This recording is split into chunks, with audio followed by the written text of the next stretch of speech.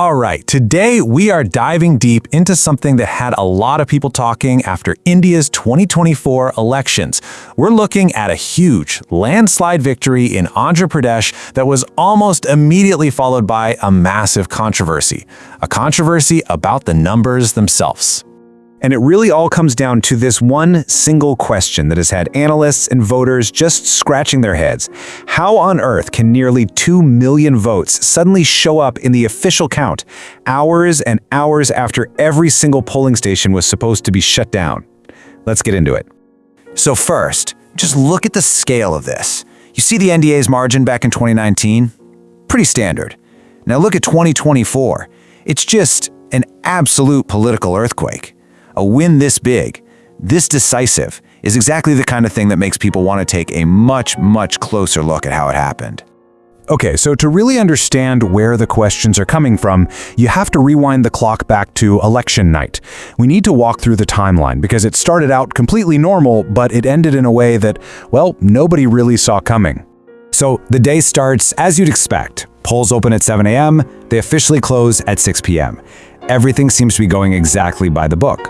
But then, in the dead of night, after midnight, the official Election Commission app, the one that tracks the voter turnout, starts to go wild.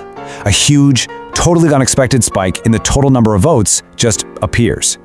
And look, we're not talking about a small clerical error here. We're talking about a surge of around 1.7 million votes. That's the number that got logged into the official system long after the polls were supposed to be closed. A number of that size, well, it absolutely demanded an explanation.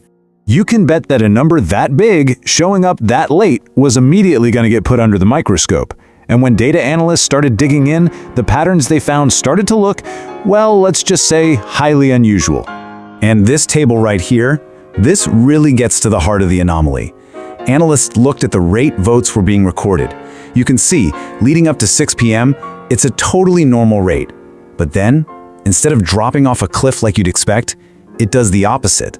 The rate actually accelerates, hitting its absolute peak in the middle of the night, between midnight and 5 a.m. Now, to really understand how strange that is, you've got to compare it to past elections. In the 2019 election in the very same region, less than 2% of the total votes came in after the polls closed. In 2024, that percentage was way higher. We're talking about a massive statistical outlier. It just doesn't look like anything we've seen before. So, what does this mean in the real world? Well, critics started doing the math, and some of their calculations painted a pretty wild picture. They suggested that for this data to be real, it would mean that on certain voting machines, votes were being cast at a speed of about 4 votes every 6 seconds, for hours on end, long after polling stations were empty. Now, numbers like these didn't stay locked away in spreadsheets. They exploded into the public sphere, fueling a huge wave of concern and, pretty quickly, formal complaints from opposition parties, who started asking some very pointed questions. And the political opposition, well, they did not mince words. You had leaders like this one from the Congress Party coming right out and saying that the Election Commission of India, the ECI, had basically failed at its most fundamental job, to run a free and fair election. It wasn't just the politicians either. Investigative journalists started digging in. Outlets like The Wire began framing the whole situation with some really stark language. They weren't just calling it an anomaly anymore. They were asking if this miracle victory was actually the result of mischief.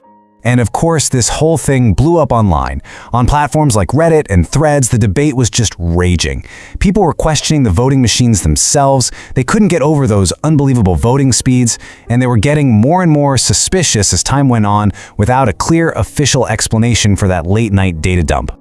So, with all these questions and accusations flying around, all eyes turned to the Election Commission. The pressure was on for them to give an answer. What could possibly explain this huge late-night surge in the vote count? All right, so the Election Commission of India did eventually issue its response to try and calm the growing controversy. So let's break down exactly what their side of the story was. The ECI's entire explanation really hinges on this one key concept they called procedural delay. Their argument wasn't that people were voting late. No, they said it was all about a time lag, a delay between when a legitimate vote was cast and when it finally got entered into the central computer system. So here it is, the two stories side by side. On one side, you have the allegation that fraudulent votes were somehow added after midnight. And on the other, you have the ECI's explanation. They said, look, anyone who is in line by the 6 p.m. cutoff gets to vote, period, no matter how long it takes. And they claim that the data spike we all saw was just a combination of those late voting queues and some really bad technical delays in getting the data synced up. And that leaves us in a really tricky spot. We have two completely different interpretations of the exact same event. It's a classic case where a single set of controversial data gives birth to two totally conflicting narratives.